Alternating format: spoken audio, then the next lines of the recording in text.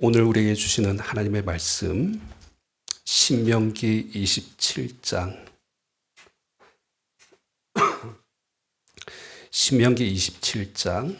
1절에서 8절 말씀입니다.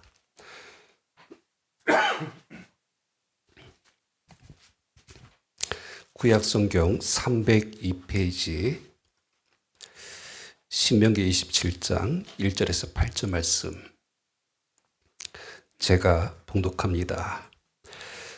모세와 이스라엘 장로들이 백성에게 명령하여 이르되 내가 오늘 너희에게 명령하는 이 명령을 너희는 다 지킬지니라. 너희가 요단을 건너 내 하나님 여호와께서 내게 주시는 땅에 들어가는 날에 큰 돌들을 세우고 석회를 바르라. 요단을 건넌 후에 이 율법의 모든 말씀을 그 위에 기록하라. 그리하면 내 하나님 여호와께서 내게 주시는 땅, 곧 젖과 꿀이 흐르는 땅에 내가 들어가기를 내 조상들의 하나님 여호와께서 내게 말씀하신 대로 하리라. 너희가 요단을 건너거든 내가 오늘 너희에게 명령하는 이 돌들을 에발산에 세우고 그 위에 석회를 바를 것이며 또 거기서 내 하나님 여호와를 위하여 제단 곧 돌단을 쌓되 그것의 새 연장을 대지 말지니라. 너는 다담지 않는 돌로 내 하나님 여호와의 제단을 쌓고 그 위에 내 하나님 여호와께 번제를 드릴 것이며 또 화목제를 드리고 거기에서 먹으며 내 하나님 여호와 앞에서 즐거워하라. 너는 이 율법의 모든 말씀을 그 돌들 위에 분명하고 정확하게 기록할지니라. 아멘. 우리에게 주시는 하나님의 말씀임을 믿습니다. 사람의 말로 받지 아니하고 주님의 말씀으로 받을 때 진리의 말씀이 우리 가운데 살아서 역사하며 그 말씀이 우리를 치유하고 회복시키며 또 그 말씀을 통하여서 살아계신 하나님의 말씀의 인도하심을 경험하는 우리 새들의 성도들 되게 하여 주시옵소서. 말씀 속에 우리의 연약함, 부끄러운 죄가 드러난다 할지라도 성령님께서 그 모든 것들을 조명하실 때 그 말씀 앞에 정직하게 서게 하여 주시옵시고 또 성령께서 주시는 마음을 가지고 믿음으로 결단하고 순종할 수 있도록 은혜 내려 주시옵소서. 귀하신 예수 그리스도의 이름으로 기도합나이다. 아멘. 우리 그리스도인들의 신앙생활 가운데 많은 중요한 것들이 있지만 그 중에 하나를 꼽는다면 예배입니다.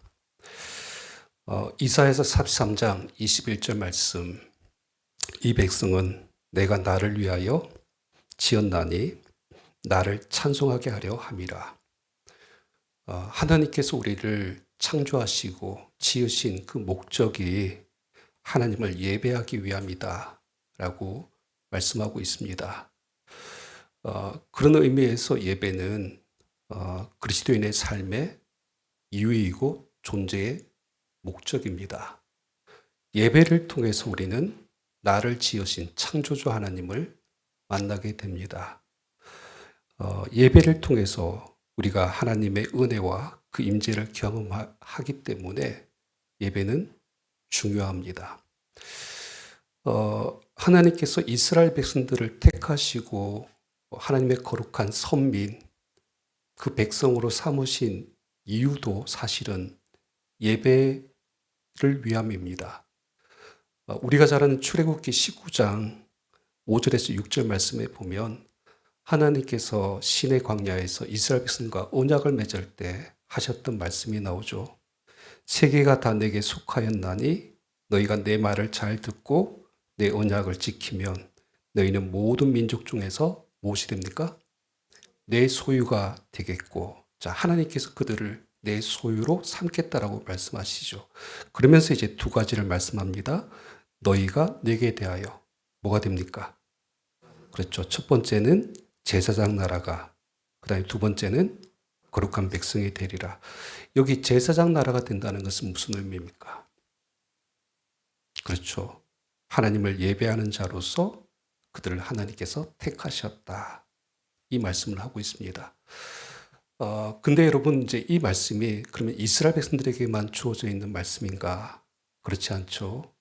이 구약의 말씀이 신약에 넘어오면 우리가 잘 아는 베드로 전서 2장 9절 말씀에 너희는 택하신 족속이요 왕같은 제사장들이요. 그러니까 우리 기독교가 가지고 있는 만인 제사장, 이 중요한 근거가 되는 말씀입니다. 그러니까 이스라엘 백성들뿐만 아니라 우리 모두를 이제 하나님께서 부르셨고 택하셨고 하나님을 예배하는 제사장으로 우리를 삼으셨다. 지금 그 말씀을 하고 있습니다. 그런 의미에 있어서 우리 그리스도인들의 정체성은 무엇인가? 나는 누구이고 어디에서 왔으며 내가 무엇을 위하여 살아야 되는 존재인가? 그러니까 이런 정체성을 항상 생각할 때 가장 우선순위에 놓을 수밖에 없는 것이 바로 예배입니다.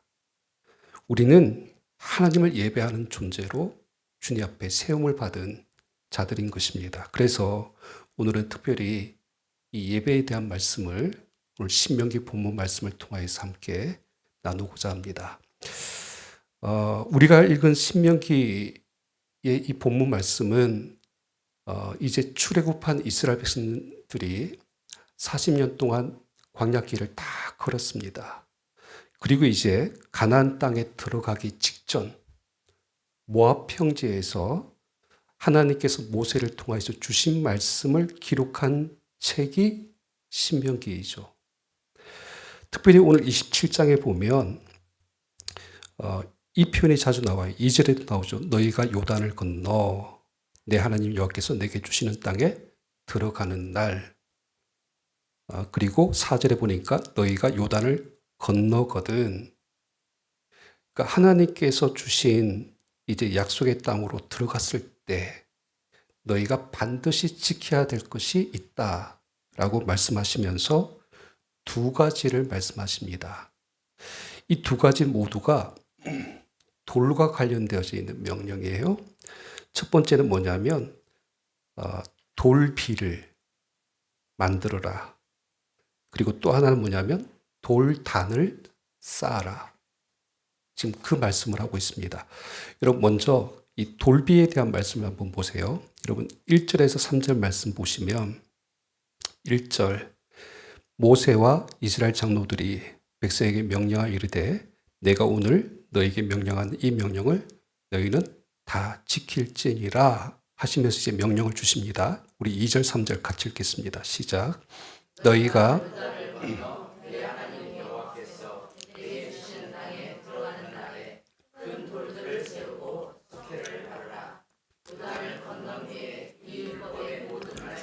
그 위에 기록하라. 아멘. 자, 여기 말씀을 잘 보세요. 너희가 요단을 건너 하나님께서 약속하신 가나안 땅에 들어가는 바로 그날 무엇을 세우라고요? 큰 돌들을 세우고 그 다음에 거기에다가 어떻게 합니까? 석회를 바르고 그리고 그 돌들 위에 율법, 하나님께서 주신 모든 말씀을 기록하라라고 이제 명령합니다. 여러분, 이 명령의 의미가 뭐죠?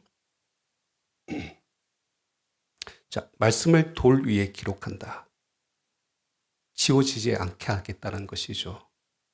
그 말씀이 새겨진 돌에다가 이 석회는 뭐냐면 하얀 돌가루를 이야기하는 겁니다. 이 석회 돌가루를 바른다. 무슨 의미입니까? 말씀이 아주 선명하고 정확하게 보이도록 그렇게 하라는 것이죠.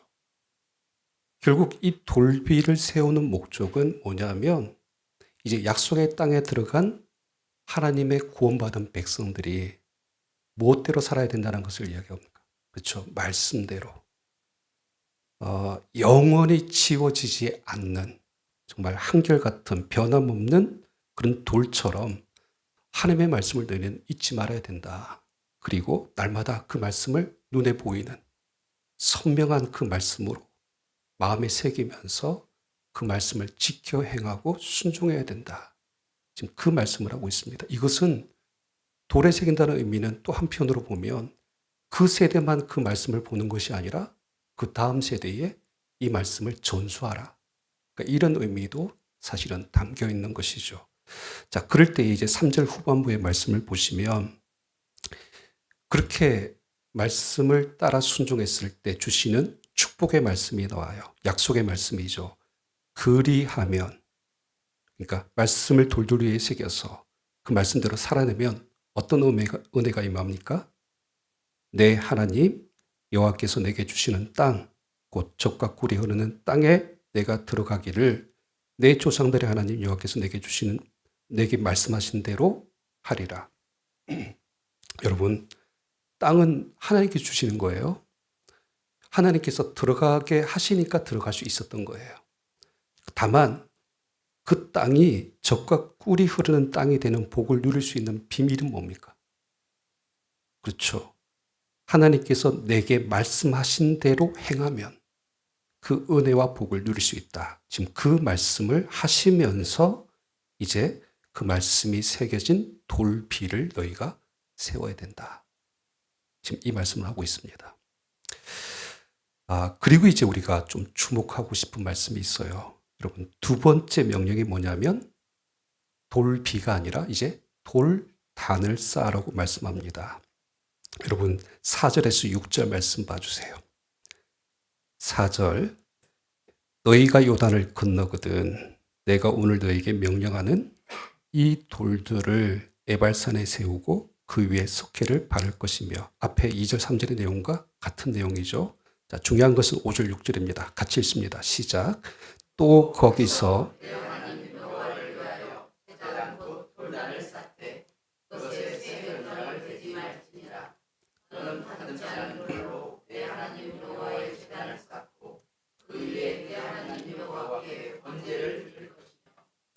자, 하나님께서 모세를 통하여서 돌단을 쌓으라고 말씀하시는데 목적이 뭡니까? 이 돌단. 그렇죠. 여기 5절에 보면 정확하게 표현을 보세요. 돌단 앞에 표현되어지는 수식어를 보세요. 또 거기서 내 하나님 여호와를 위하여 제단이에요. 그러니까 여호와 하나님을 위한 제단, 하나님 앞에 예배하기 위한 목적으로서 이 제단을 쌓으라는 것입니다. 자, 근데 여기서 우리가 좀 눈여겨봐야 될 것이 아주 특이한 명령이 하나가 있죠. 그 돌단을 만들 때 어떻게 하지 말라고요? 쇠 연장을 대지 말라. 그리고 6절에는 다듬지 않은 돌로 그 제단을 쌓아라 라고 말씀하고 있습니다. 무슨 의미인지는 와닿습니다.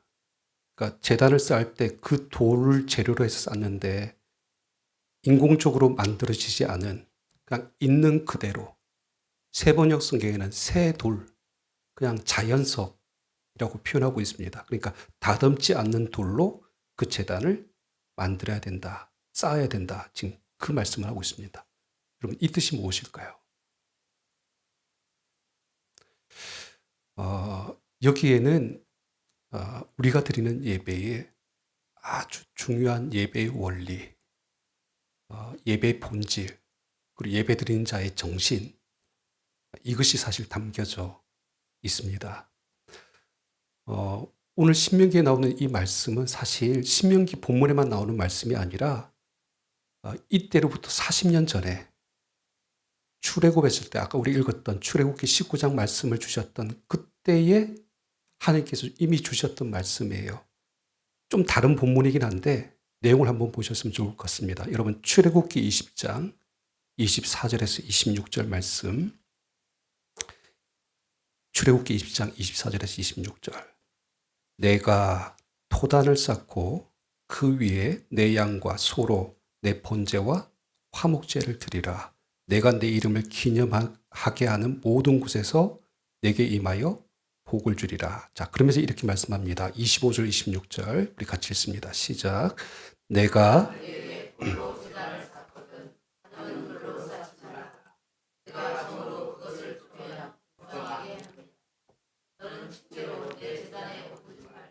내 하체가 그 위에서 드러날까 함이니라. 아멘. 조금 내용은 다르죠. 근데 본질은 똑같아요. 쇠 연장을 대지 말라. 그러니까 돌을 쪼개는 정이죠, 정. 이걸 대지 말라고 지금 말씀하고 있고요. 그리고 특히 이제 이 표현이 들어가 있어요. 그렇게 되면 이 제단이 어떻게 된다고요? 부정하게 된다. 그러니까 이 의미는 뭐냐면 이 예배의 제단이 하나님께서 기뻐 받으시는 예배의 제단이 될 수 없다. 지금 그 표현을 쓰고 있는 것입니다. 그렇다면 이제 우리가 오늘 말씀을 이제 묵상할 때 왜 하나님께서 이렇게 말씀하실까? 다듬지 않는 돌로 단을 쌓아라는 이유가 무엇인가 하는 것입니다. 여기서 우리는 좀 크게 두 가지의 의미를 좀 발견하려고 합니다. 첫 번째는 뭐냐면 이 다듬지 않는 돌로 제단을 쌓아라. 이 의미는 그 어떤 것에도 우리의 시선을 빼앗기지 말고 하나님께만 집중해야 된다라는 이 의미가 이 속에 담겨져 있습니다.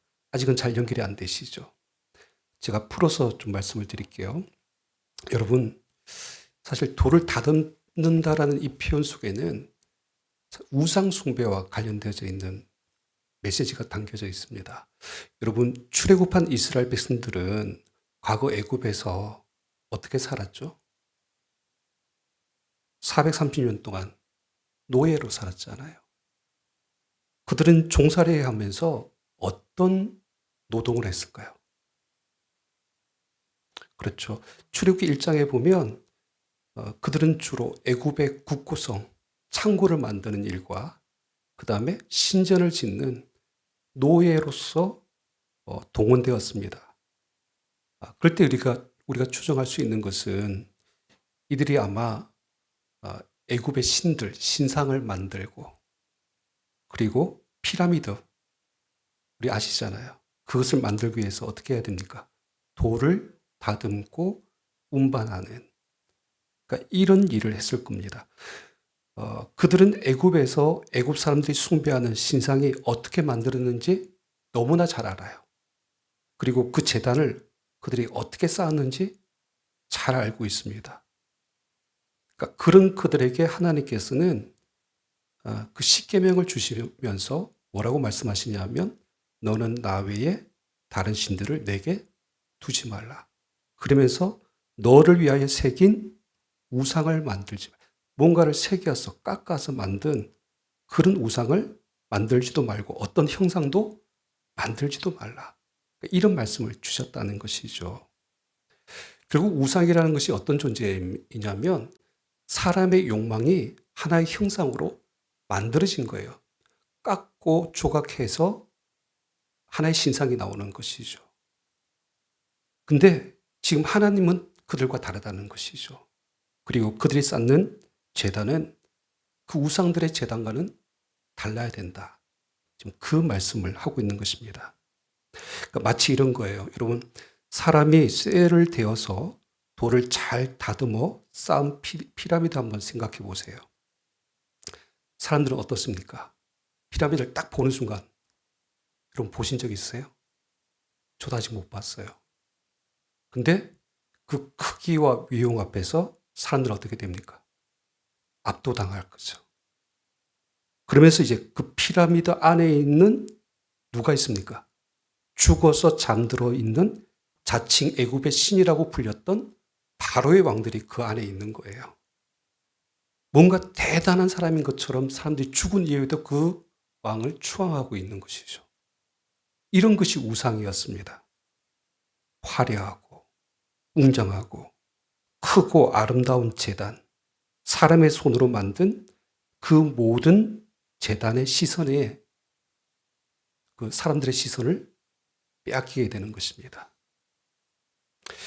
그러니까 여러분, 이스라엘 백성들에게 이 돌제단을 쌓게 하시는 목적은 뭐라고요? 하나님을 예배하기 위한 것입니다. 결국 그러면서 다듬지 않는 돌로 제단을 쌓라는 이 의미 속에는 이제는 눈에 보이는 그런 어떤 우리의 모든 관심과 시선이 누구를 향해야 되는 것이 목적입니까? 하나님만 향하는 것이 목적인데 그 시선이 눈에 보이는 제단, 이런 것들에 빼앗기는 것을 더 이상 허락하지 않겠다. 인간이 만든 어떤 것도 그 예배 가운데 들어오는 것을 허락하지 않겠다. 지금 그 이야기를 이런 표현으로 하나님께서 말씀하시는 겁니다. 그러니까 예배의 모든 포커스는 누구에게 집중이 돼야 됩니까? 하나님께. 그런 의미에서 보면 예배의 형식과 순서들이 있잖아요. 근데 어떤 예배가 가장 좋은 예배입니까? 모든 예배 형식과 순서 속에 인위적인 거, 사람이 드러나는 것은 없어야 되는 것이 좋은 예배예요. 예배 중에 하나님이 드러나지 않고 사람이 드러난 모든 예배의 형식과 순서들은 사실은 없어져야 되는 것이 맞죠.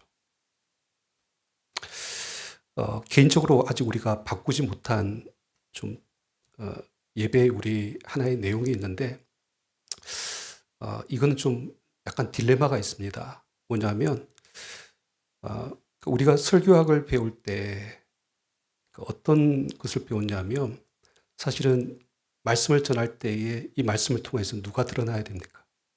하나님이 드러나야 되고요. 하나님의 음성을 들어야 되고 목회자는 안 보여야 되는 게 정상이에요. 근데 참 희한하게도 말씀을 전하는 전달자 입장이기 때문에 목회자의 어떤 시선이 성도들의 시선이 없을 수는 없어요. 근데 요즘 이 교회 강단을 한번 봐주세요. 항상 교회 뒤에 강단에 보면 뭐가 있습니까? 대형 스크린이 있잖아요. 근데 그 영상 장비들을 다 설치해 놓고 1시간 내내 그 영상 스크린에 누구를 비춰줍니까?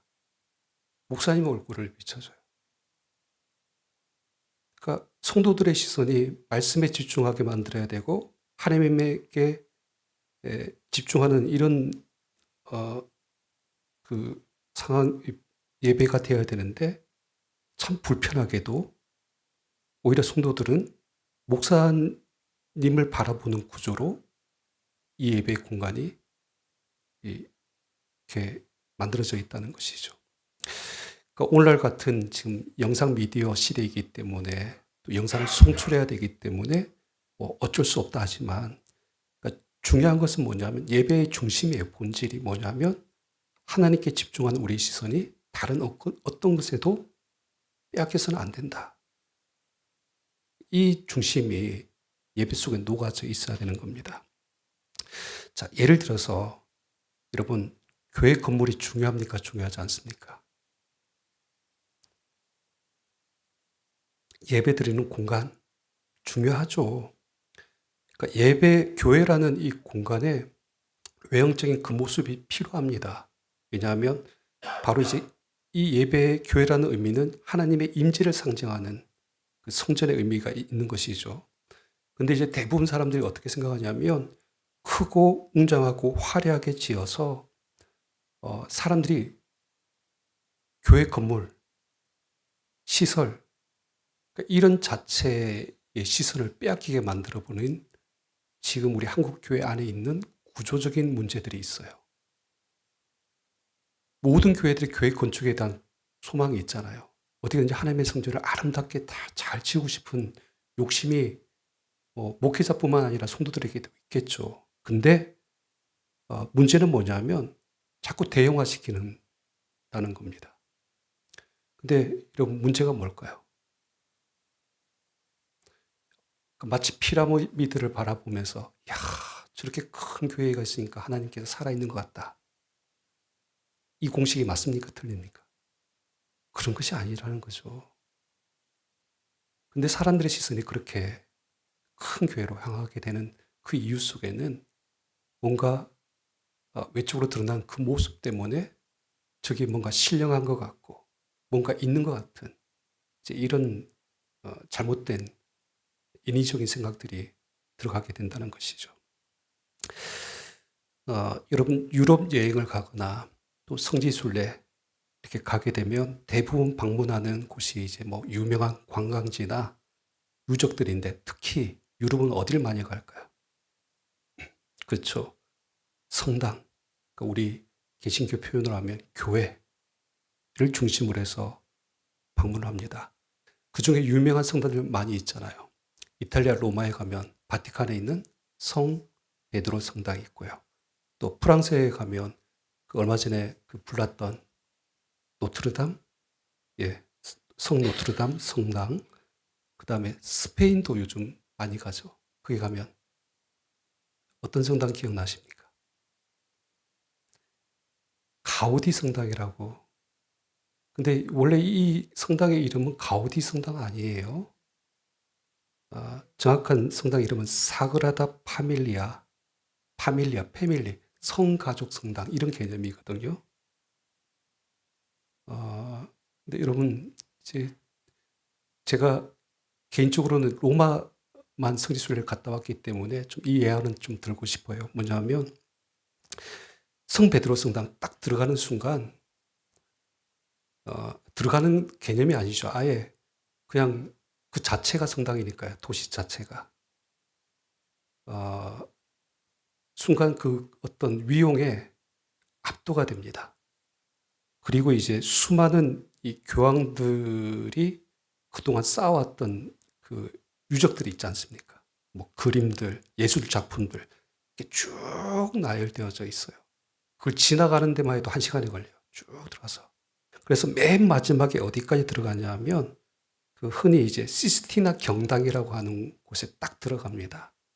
여러분께서 TV에서 아마 보셨을 텐데 미켈란젤로의 천지창조 이 손가락 이것이 이제 벽화로 이렇게 딱 그려져 있는 곳이 있습니다.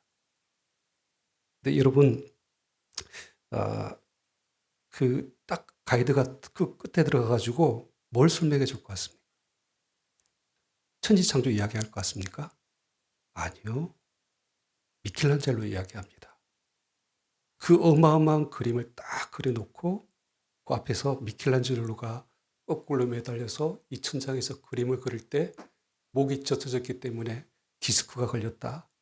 이런 이야기하고 그 다음에 그 뭡니까 그림 유화 이런 뭡니까 그 회반죽 뭐 안료가 눈에 떨어져 가지고 시력을 잃어버렸다. 뭐 그러면서 이제 그 정도로 고생하여서 만든 작품이다. 미켈란젤로 정말 위대한 예술가였다. 이런 이야기하고 딱 빠져나옵니다. 여러분 성당 안에서 천지창조의 그림을 보는데 하나님에 대한 이야기는 한마디도 없어요. 그러니까 미켈란젤로만 드러나게 되는 것이죠. 그 스페인 아까 바르셀로나에 가면 가우디 성당 왜 자꾸 가우디 성당이라고 부릅니까? 건축자가 가우디예요. 그러니까 1882년에 이 사람이 설계를 했고 이 건물을 짓기 시작했는데 이미 가우디는 죽었잖아요. 근데 지금 150년이 지난 시점에 공사는 지금 끝까지 완공되지 않고 지금 진행 중에 있는데 뭐 사람들에 의하면 2026년에 뭐 완공될 것이다. 이제 이런 이야기를 하는데 뭐 그럴 것 같지는 않고요. 근데 사람들은 다 그곳을 방문하고 성당이잖아요. 근데 딱 나올 때 누구의 이름만 기억하고 있어요. 하나님의 이름은 기억하지 않고 가우디만 그렇게 기억에 남는 유럽의 교회들로 전락을 했다는 겁니다. 그러니까 이런 것들이 하나님의 시선을 우리 인간들의 그 예배하는 자의 시선을 빼앗아 버린 것들입니다.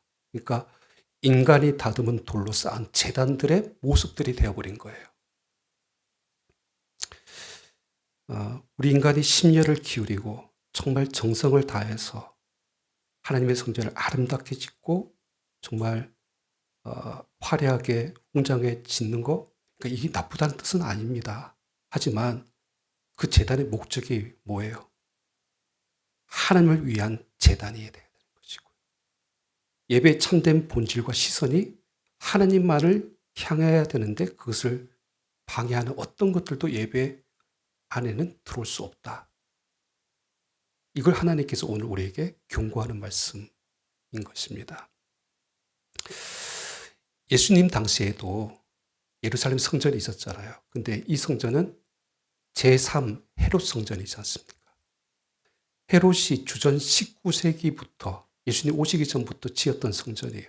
유대인들의 환심을 사기 위해서 지었던 성전인데 무려 80년 동안 지었어요. 그래서 이 주후 64년 이때 이제 완공이 되었으니까 엄청난 성전이죠. 잘 지었습니다. 솔로몬이 지었던 제1성전보다도 더 크고 화려했고 수룹바벨이 지었던 포로기 이후에 지었던 제2성전보다도 더 잘 지은 성전이 맞습니다. 근데 여러분 혹시 기억나십니까? 예수님께서 예루살렘에 입성하셨을 때 이제 그 십자가의 죽음을 향하여 달려가는 그 순간 제자들이 예수님 앞에 와서 묻습니다. 선생님이요, 보소서. 이 돌들이 어떠하며 이 건물이 어떠하니까. 그때 예수님께서 뭐라고 말씀하셨는지 기억나십니까? 내가 이 큰 건물들을 보느냐. 돌 하나도 돌 위에 남지 않고 다 무너뜨려지리라. 예수님은 성전이라고 말하지 않고 뭐라고 이야기해요? 돌이라고 이야기해요. 돌. 그러니까 인간이 다듬은 돌들, 그러니까 사람을 위해 지은 돌들로 세워진 그냥 아무 의미 없는 공간이라는 것이죠. 결국 이 헤롯 성전은 주후 70년 로마의 티투스 장군에 의해서 완전히 파괴되어지죠. 돌 위에 돌 하나 남지 않고 다 무너지는데 유일하게 남아있는 것이 하나 있죠. 흔히 우리가 이제 성지순례 가면 딱 남아있는 이스라엘 백성들, 유대인들이 항상 기도하는 곳. 그 예루살렘 성전의 그 서쪽 벽, 통곡의 벽이죠. 그러니까 여기만 남아있는 겁니다. 결국 이제 다듬지 않은 돌로 제단을 쌓아라. 이 명령 속에 담긴 의미는 건물도 눈에 띄어서도 안 되고 사람도 눈에 띄어서도 안 되고 오로지 누구만, 하나님만, 그 하나님만 바라보도록 하나님께만 집중하도록 이 제단을 쌓아야 된다. 이 예배의 본질을 우리에게 말씀해 주고 있습니다. 좀 부연해서 이 부분을 더 강조해서 좀 말씀을 드립니다. 왜냐하면 이것이 굉장히 예배의 중요한 본질이기 때문에 우리 앞서 우리 출애굽기 20장 말씀 아까 보셨잖아요. 20장 24절에서 26절 말씀 다시 한번 좀 봐주세요. 25절에 돌로 제단을 쌓거든 다듬은 돌로 쌓지 말라. 여기는 똑같아요. 근데 다른 말씀이 두 군데가 있습니다. 하나는 여러분 26절의 말씀에 보면 뭐라고 표현되어 있죠? 너는 층계로 내 제단에 오르지 말라. 내 하체가 그 위에 드러날까 함이라. 무슨 뜻이죠? 여러분 이것도 어떤 주석학자들은 이 고대 사람들은 안에 속옷을 안 입었다고 합니다. 그래서 제단, 그러니까 층계, 계단이겠죠. 계단을 올라가다 보면 그 하체가 드러나지 않도록 주의해야 된다. 이렇게 이제 해석을 한 부분도 있습니다. 근데 이 말씀 사실 그런 뜻 아니에요. 이 말씀의 핵심은 뭐냐면 지금 계단을 올라가는데 계단이 어떻다는 거예요? 계단이 높다는 거예요. 계단을 어떻게 만들었어요? 높은 곳에 만들었다는 겁니다. 여러분 바벨탑 어떻게 만들죠? 높게 만들잖아요. 그러니까 제단의 층계를 밟고 올라갈 정도의 높은 단이 있는 그런 제단. 그런 제단을 쌓지 말라는 겁니다. 낮은 제단을 쌓아라. 왜? 하나님께 집중하지 못하고 사람들이 만든 그 크기와 높이와 화려한 모습에 그 시선을 빼앗기지 못하도록 하기 위한 방법이고요. 또 여러분 그 앞에 흥미로운 거 20장 24절 말씀 보시면 출애굽기 20장 24절 여러분 처음부터 하나님께서 돌로 제단을 쌓으라고 말씀하셨습니까? 그렇죠. 무엇으로 먼저 쌓으라고 하시죠? 토단을 쌓고 라고 나오죠. 토단은 뭡니까? 흙으로 만든 제단이에요. 그러면서 혹시나 또 제단을 돌로 쌓거든 이렇게 하면서 다듬은 돌로 하지 말라 이렇게 표현하고 있거든요. 여러분 토단하고 돌단하고 차이가 뭘까요? 하나님께서 뭘 더 우선적으로 생각하셨습니까? 토단을 먼저 강조하셨어요. 그러니까 여러분 토단이라는 돌 제단이라는 것은 좀 영구적이죠. 한번 딱 만들어 놓으면 계속 가는 제단이고요. 토단은요, 비가 오면 이렇게 무너지는 비영구적인 일시적인 제단입니다. 근데 왜 그러면 하나님께서 먼저 토단을 이야기하실까요? 이것도 예배의 본질이죠. 하나님께서 원하시는 예배는 매일매일 우리가 쌓는 예배의 제단인 겁니다.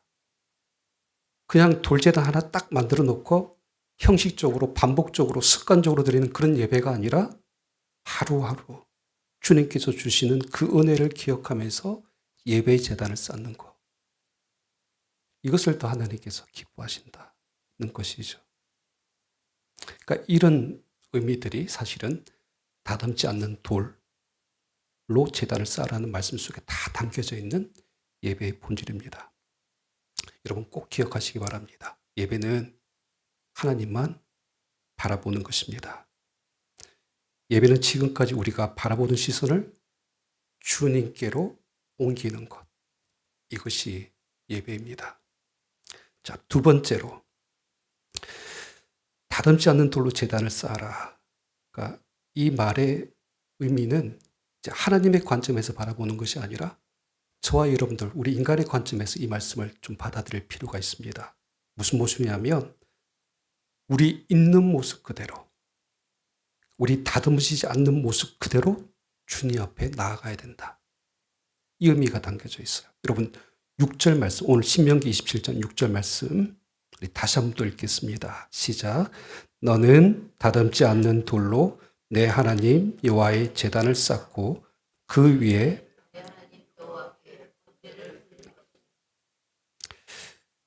여기 다듬지 않은 돌은 사실 우리 한 사람 한 사람을 이야기하는 것이죠. 그러니까 우리 각 사람이 뭐예요? 돌입니다, 돌. 근데 그 예배하러 나오는 우리가 다듬지 않는 모습으로 주님 앞에 나와야 된다. 지금 이 표현을 하고 있는 겁니다. 여러분, 다듬지 않는다. 이 말을 좀 다르게 번역하면 어떤 의미가 있을까요? 포장하지 않는다. 꾸미지 않는다. 가식적이지 않는다.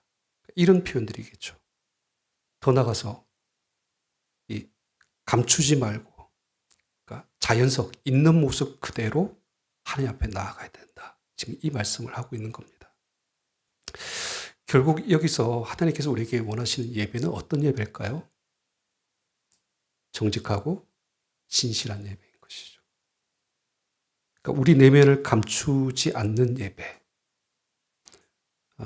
여러분 혹시 우리 경건의 삶 공부할 때 예배 훈련 기억나시죠? 예배정이 어떻게 내렸습니까? 많은 분들이 하나님의 임재를 경험하는지 이 부분들 썼었는데 한 가지 그때 여러분께서 실수로 놓쳤던 거 하나 있었잖아. 예배는 하나님의 부르심에 대한 인간의 응답이다. 오늘날 우리 예배 모습 중에 사실 가장 위험한 것이 뭐냐면 우리의 반응이 없다는 거예요. 우리의 모습을 드러내지 않는다는 거예요. 하나님은 지금 우리와 만나고 싶어 하시고 그 임재 가운데 함께 교제하기를 원하시는데 그래서 우리를 불렀는데 인간은 그에 대해서 아무런 반응을 하지 않고 있다는 겁니다.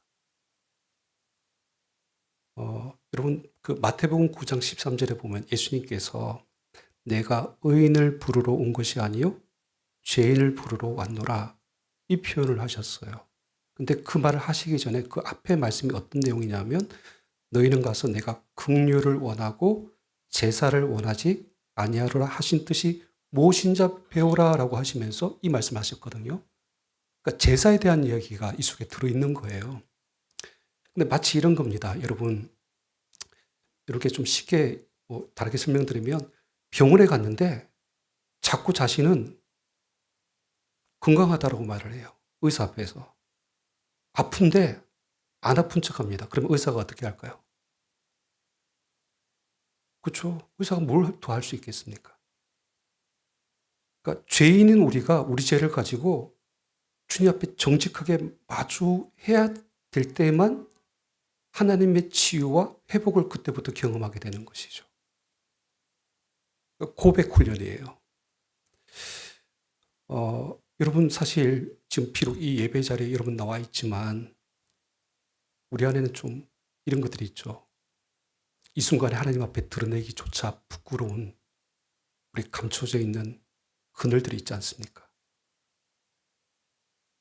내 연약함과 부족함들, 또 여전히 회복되지 못한 오래된 그 상처들 꾹꾹 눌러 넣고 있잖아요. 그리고 내 내면 깊은 곳에서 나조차도 속이고 있는 이제 이런 그 내면의 참 부끄러운 죄들 꽁꽁 숨겨놓고 지금 이렇게 예배 드리고 있지 않습니까?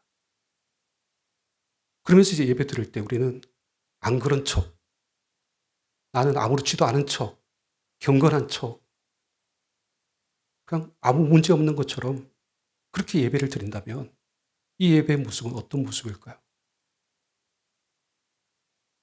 위선이에요, 위선. 가식적으로, 위선적으로 드리는 예배죠. 근데 이렇게 다듬은 돌과 같은 마음으로 꾸며져 있는 이런 위선의 예배는 아무리 예배를 드려도 하나님 앞에 소용이 없다. 그러니까 예배 드린 자는 그렇게 주님 앞에 나아가서는 안 된다. 지금 이 말씀을 오늘 우리에게 하고 있는 것이죠. 우리의 예배는 우리 자신을 솔직하게 내가 아프다면 아프다고 말하고 내 안에 있는 더러운 죄는 더럽다라고 자백할 때 그때부터 하나님께서 그 예배 가운데 우리를 만지시기 시작하시는 것입니다. 이사야 선지자가 이사야 6장에 하나님의 옥자락이 성전에 가득하고 하나님의 영광이 그곳에 충만하게 임하는 것을 경험했을 때 이사야 선지자가 뭐라고 이야기합니까? 화로다. 망하게 되었도다. 나는 입술이 부정한 사람이요. 이런 표현들 쓰지 않습니까? 베드로가 자신을 부르는 예수님을 만났을 때, 그 예수님을 처음 뵈었을 때 뭐라고 이야기합니까? 주여 나를 떠나소서 나는 죄인으로소이다. 그 순간 베드로를 주님께서 일으키시고 베드로가 주님을 따르게 되는 아주 중요한 인생의 터닝 포인트였습니다. 여러분, 다윗이 밧세바를 범하였을 때 그가 참회했던 시편이 있잖아요. 특히 시편 51편 말씀이 그 내용인데 그 중에 유명한 그 다윗의 고백이 나오죠. 시편 51편 17절. 하나님께서 구하시는 제사는 상한 심령이라. 하나님이여 상하고 통회하는 마음을 주께서 멸하시지 아니하리라. 그러니까 상하고 통회하는 심령으로 주님 앞에 솔직하게 나가는 거예요. 그러면 하나님께서 어떻게 하신다고요?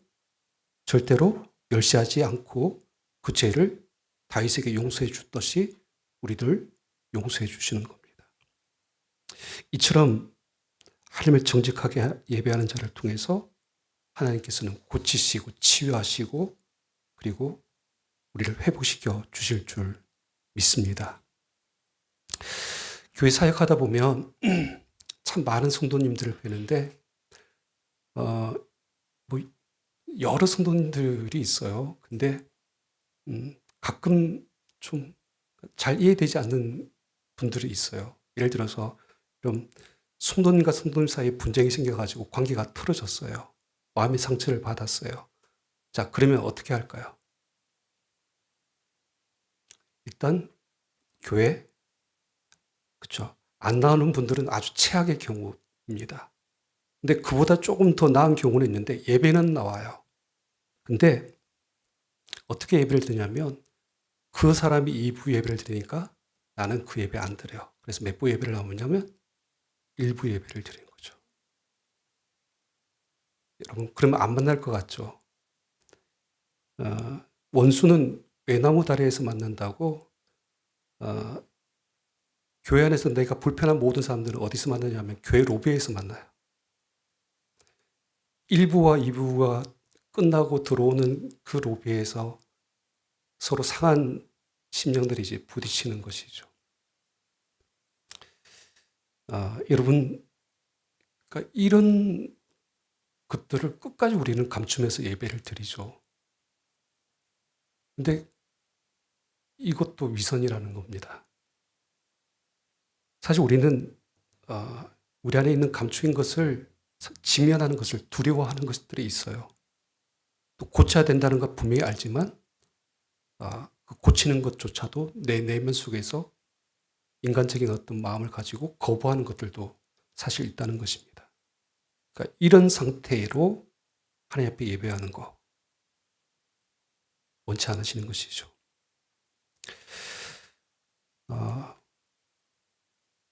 이번 주 공교롭게도 우리가 고백의 훈련 책 다 읽으셨잖아요.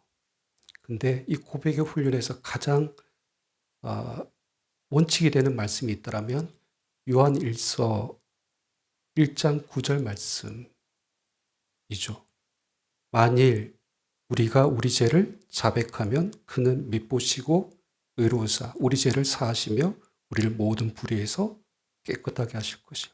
자, 내 죄와 하나님의 밉으심과 의로움이 만나는 것이 예배인데 그것을 연결해 주는 그 포인트가 뭐가 있습니까? 죄를 자백하는 거예요. 정직하게 드러내는 겁니다. 그래야지만 주님께서 우리 가운데 일하시는 것이죠. 여러분 정직하게 진실하게 주님 앞에 예배드리시는 저와 여러분 되시기를 축복합니다. 자, 마지막 결론 짧게 내립니다. 여러분 오늘 이제 6절 7절 말씀 마저 보시면 너는 다듬지 않는 돌로 내 하나님 여호와의 제단을 쌓고 그 위에 내 하나님 여호와께 번제를 드릴 것이며, 자, 다듬지 않는 돌로 제단을 쌓고 예배를 드리면 그 다음에 이제 약속의 말씀이 주어져요. 어떤 은혜가 임합니까? 7절입니다. 우리 같이 읽겠습니다. 시작. 또 화목제를 드리고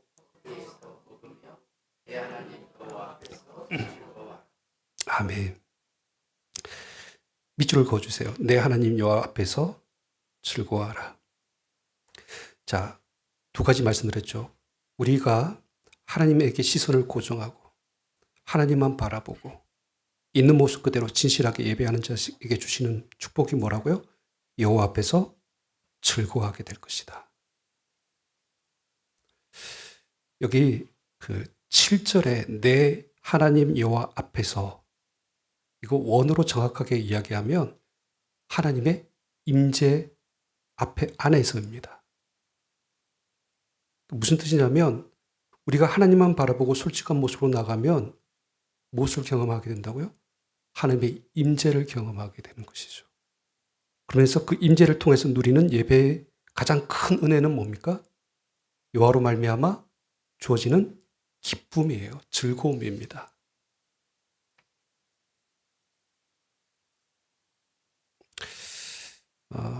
여러분 예배 나올 때 여러분께서는 우리 인간적인 어떤 목적을 가지고 예배를 드리는 경우들이 참 많이 있어요. 소원을 가지고 예배드리는 이런 기복적인 예배들이 참 우리 안에 여전히 아직까지 남아있잖아요. 그러면서 계속 원하는 것들이 뭐가 있습니까?